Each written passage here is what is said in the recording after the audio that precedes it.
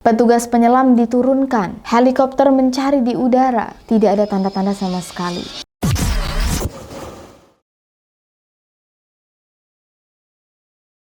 Guys, kalian masih ingat dengan film kartun Up? Iya, film tentang kakek-kakek yang berusaha untuk menerbangkan rumahnya menggunakan balon. Nah, meskipun cerita ini tidak masuk akal dan tidak bisa dilakukan di dunia nyata, tapi ada satu kasus yang mirip banget dengan cerita ini, yaitu kasus misteri yang berasal dari Jepang. Inilah kisah misteri hilangnya kakek Saba. Welcome to Ruang Gelap.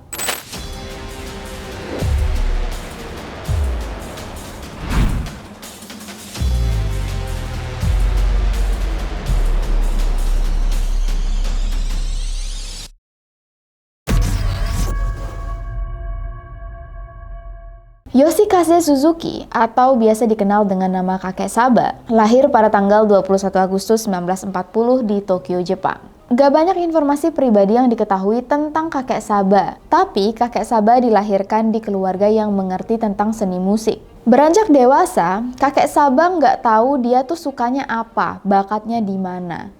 Jadi, ujung-ujungnya kakek Saba meneruskan usaha keluarganya, yaitu berbisnis di dunia alat musik. Singkat cerita, begitu kakek Saba dinyatakan lulus dari perguruan tinggi musik Kunitachi, dia bekerja sebagai pegawai kontrak teknisi piano di perusahaan Yamaha Musik. Meskipun sudah mendapatkan pekerjaan, kakek Saba punya cita-cita. Dia ingin membangun perusahaan musiknya sendiri. Tapi kakek Saba tahu dia harus punya banyak modal. Jadi selama bekerja, kakek Saba mengumpulkan sedikit demi sedikit uang untuk dia tabung. Sampai akhirnya mencapai usianya yang ke-44 tahun, uang kakek Saba terkumpul dan dia mendirikan usaha musiknya yang diberi nama Ensemble Musik.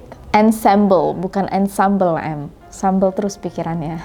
Selain menjadi salah satu owner studio rekaman, kakek Saba juga kerja sampingan sebagai orang yang bantu-bantu kalau ada konser. Biasanya berlokasi di Shibuya Public Hall. Nah, ciri khas unik dari setiap pertunjukan yang ditangani oleh kakek Saba, di akhir konser pasti akan ada banyak balon-balon yang turun dari langit. Jadi semua yang duduk di kursi penonton bakal seneng dan menerima banyak balon. Karena keunikan aksinya, kakek Saba mulai terkenal di Jepang. Dia dikenal sebagai salah satu sutradara balon. Karena namanya sudah dikenal, kakek Saba terus-menerus melanjutkan usahanya di berbagai bidang. Sampai di tahun 1986, kakek Saba membuka kembali beberapa studio rekaman. Ada juga tempat judi mahjong, kedai kopi, diskotik, bisnisnya banyak banget. Di tahun 1980-an, krisis ekonomi mulai sedikit demi sedikit menimpa Jepang. Jadi satu persatu bisnis yang dimiliki oleh kakek Saba terpaksa dijual, tutup, bangkrut, sampai akhirnya nggak bersisa sama sekali. Kakek Saba memutar otak, gimana caranya bisnis dia bisa tetap bertahan di tengah krisis. Dia mencari peluang ke sana sini. Nah, ada satu tawaran bisnis yang menarik. Kakek Saba ditawari untuk membuka booth di acara Yokohama Exotic. Kakek Saba diiming-imingi dengan keuntungan yang pasti. Makelarnya bilang, "Kakek, 30 juta aja kakek bayar ya. Dalam satu hari nanti kakek akan untung 1 juta yen. Tenang aja kakek, dalam satu hari pengunjung di sini tuh 100.000 orang lebih. Enggak mungkin rugi." Ya udah, kakek Saba langsung bayar 30 juta dalam yen ya. Dia bukalah stand booth jual makanan. Tapi rupanya, lokasi booth kakek Saba ini tidak strategis. Nggak banyak orang yang lalu lalang di situ. Jualannya susah laku. Bukannya untung, kakek Saba malah rugi. Di masa-masa ini, kakek Saba struggling banget. Segala macam cara dia coba, tapi selalu aja usahanya gagal. Sampai suatu hari kakek Saba depresi. Dia udah nggak bisa lagi bertahan hidup. Kakek Saba berjalan ke menara air yang ada di dekatnya. Kakek Saba siap melompat terjun. Untungnya, aksi ini dilihat oleh beberapa petugas di lokasi yang langsung dengan sergap menggagalkan aksi kakek Saba. Kakek Saba nggak jadi bundir. Sebenarnya penyelenggara acara udah jengkel dengan kakek Saba karena bikin keributan di lokasi tempat jualan. Cuman takutnya kalau dilarang jualan, kakek Saba makin depresi, terus nanti mencoba melakukan aksinya lagi. Jadi pihak penyelenggara acara memberikan kakek Saba satu kesempatan, Ya udah kakek, coba aja kalau kakek mau menciptakan sesuatu, kita dukung. Tapi harus sesuatu yang unik. Siapa tahu bisa mendatangkan lebih banyak petunjuk. Kakek Sabah langsung semangat. Mulai muncul ide-ide baru di kepalanya. Dan pastinya berhubungan dengan balon. Karena dari dulu kakek Sabah memang sudah terobsesi dengan balon. Kakek Sabah mengumpulkan ide. Dia ingin menciptakan sesuatu yang unik dan menarik. Dan akhirnya dia punya ide. Kakek Sabah ingin menciptakan balon terbang. Kakek Sabah menciptakan semacam simulasi untuk siapa saja yang penasaran menaiki balon terbang. Dan rupanya disambut antusias oleh pengunjung. Dari banyaknya wahana lain di lokasi acara, wahana kakek Sabah yang paling ramai pengunjungnya. Dikatakan pengunjungnya bisa sampai 2.500 orang. Tapi kurang tahu apakah ini total pengunjung dari seluruh hari atau dalam satu hari. Tapi ternyata, meskipun wahana balonnya laris manis, kondisi finansial kakek Sabah makin memburuk. Karena rupanya selama kakek Sabah berusaha untuk menciptakan bisnis-bisnis baru, semua modalnya minjem dari bank. Semua bisnisnya yang gagal, itu modalnya ngutang. Jadi meskipun sekarang kakek Sabah dapat duit dari wahana balon, tetap aja jauh belum bisa menutupi hutang-hutangnya. Krisis keuangan ini dialami oleh kakek Sabah selama bertahun-tahun. Bahkan sampai di awal tahun 1990, kondisi ekonominya masih belum membaik. Tapi kecintaan kakek Sabah terhadap balon tidak sirna. Justru kakek Sabah memiliki ide-ide baru. Gimana caranya menciptakan pertunjukan balon yang unik. Dengan bermodal nekat, kakek Sabah mengadakan sebuah acara besar. Kakek Sabah ingin menerbangkan balon dari Tokyo ke Chiba. Di benak kakek Sabah, kalau acaranya ini terkenal dan sukses, pasti akan ada banyak sponsor dan wartawan yang datang. Yang berarti, acara ini bisa menghasilkan uang. Jadi, pada tanggal 17 April 1992, di sebuah taman yang terletak di dekat Sungai Tama, kakek Sabah mempersiapkan dirinya untuk terbang menuju Chiba menggunakan balon udara. Di lokasi, wartawan, pihak kepolisian, bahkan tim medis, semuanya sudah siap. Berjaga-jaga takutnya kalau rencana nekat kakek Sabah gagal, akibatnya bisa fatal. Bahkan beberapa pihak meminta kakek Sabah untuk menghentikan aksinya. Terlalu beresiko, takutnya malah jadi bahaya. Tapi kakek Sabah menolak permintaan ini. Dia yakin dia bisa menyelesaikan misinya.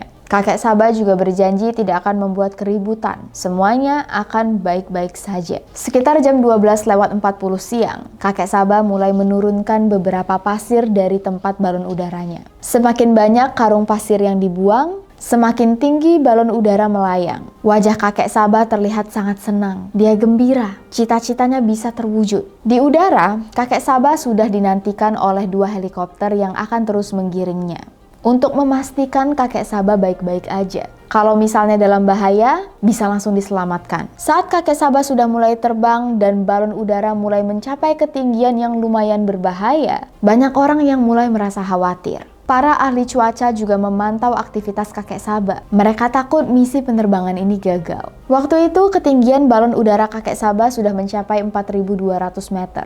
Tapi kakek Sabah terus-menerus membuang karung pasir, sehingga ketinggiannya mencapai 5.600 meter dan suhu di situ minus 11 derajat Celcius. Karena sudah terlalu tinggi, kakek Sabah melepaskan 2 balon. Tapi rupanya balon udara tidak turun dengan pelan. Justru kakek Sabah jatuh terjun bebas tepat ke atas atap rumah warga. Helikopter, polisi, petugas medis, semuanya langsung berkumpul untuk menyelamatkan kakek Sabah. Untungnya kakek Sabah nggak kenapa-kenapa, cuman luka ringan. Kakek Sabah langsung minta maaf karena sudah membuat keributan. Dan gara-gara aksi ini, kakek Sabah mulai diliput lagi oleh wartawan. Dia juga diundang datang ke stasiun televisi untuk diwawancarai. Disuruh menceritakan pengalamannya terbang menggunakan balon. Di dalam salah satu wawancaranya, kakek Sabah bilang dia sudah punya mimpi sejak dulu ingin terbang menggunakan balon helium. Dan mimpi tertingginya adalah menyeberangi lautan Pasifik menggunakan balon. Di sini banyak orang yang kaget. Rupanya kakek Sabah belum kapok. Mimpinya justru jauh lebih gila lagi. Nekat banget ini kakek-kakek. Gitulah pikiran orang-orang waktu itu. Kakek Sabah berharap ide dan cita-citanya ini akan didukung oleh sponsor dan juga wartawan. Tapi ternyata sponsor dan wartawan dulu yang sempat mendukungnya sekarang udah nggak mau lagi mendukung. Soalnya mereka takut nanti gagal lagi, menyusahkan warga, polisi, dan orang-orang.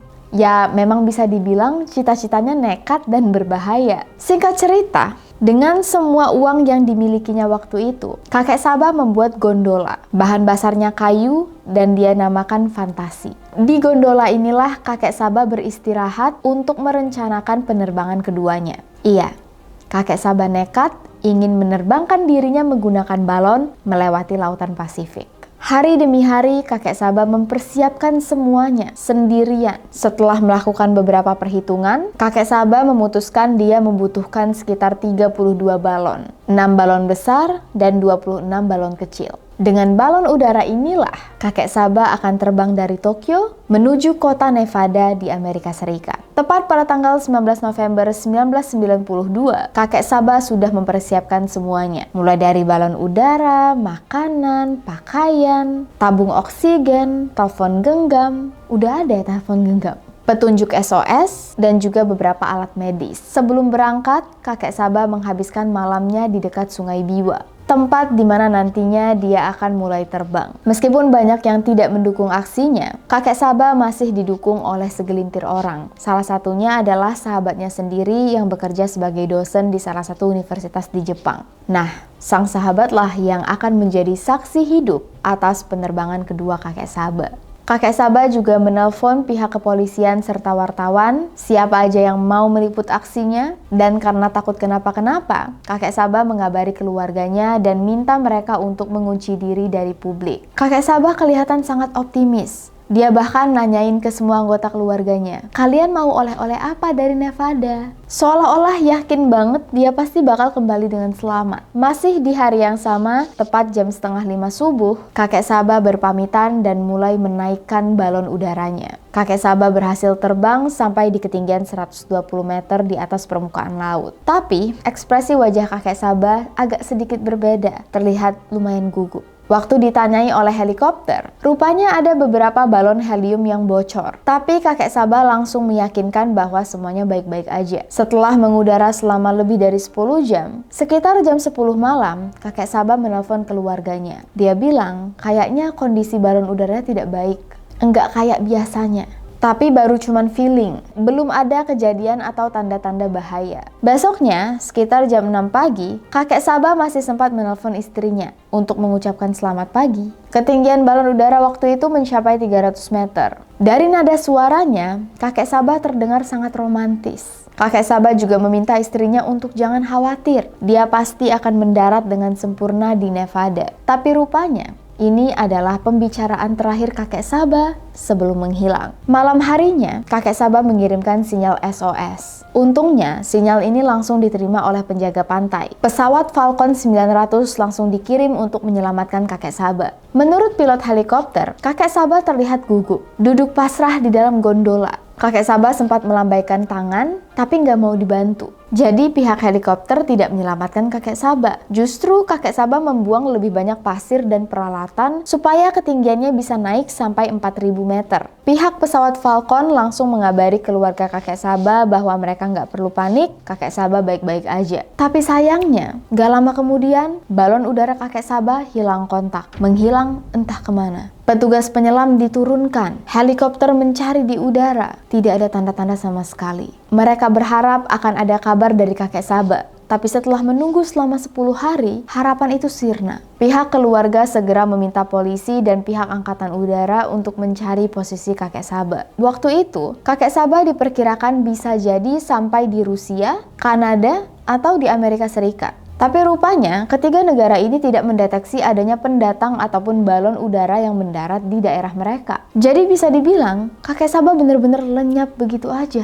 Kemana kakek Saba pergi sampai detik ini tidak ada yang tahu. Banyak yang percaya kemungkinan besar kakek Saba terjun jatuh dan meninggal di dalam laut, tenggelam, hanyut. Tapi anehnya, menurut petugas pencarian, gak ada barang kakek Saba yang ditemukan di atas perairan. Jasadnya juga gak kunjung ditemukan. Jadi, siapa yang bisa yakin kakek Saba beneran jatuh? Gak ada.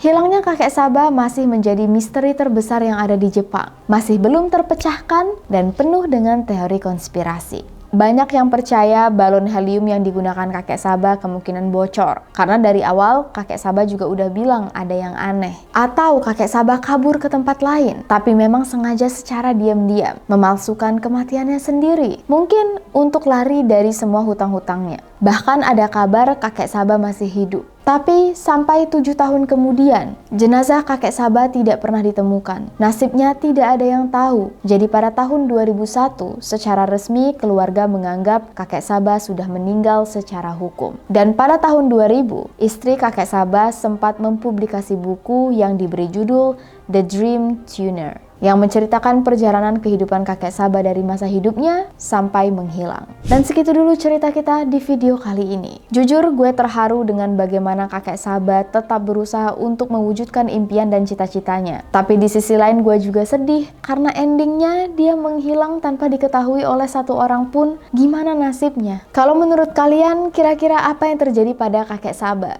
Jangan lupa untuk tulis di kolom komentar bawah. Jangan lupa juga untuk like video ini, subscribe channel kita, nyalain loncengnya, share ke teman-teman kalian, follow Instagram kita di sini, atau bisa juga follow TikTok gue di sini. Lebih dan kurang gue mohon maaf dan thank you so very much untuk kalian semua yang sudah mendukung Ruang Gelap. You guys means a lot to us. Jangan lupa untuk selalu jaga kesehatan kalian. Please, please, please take care, stay safe, and stay alive.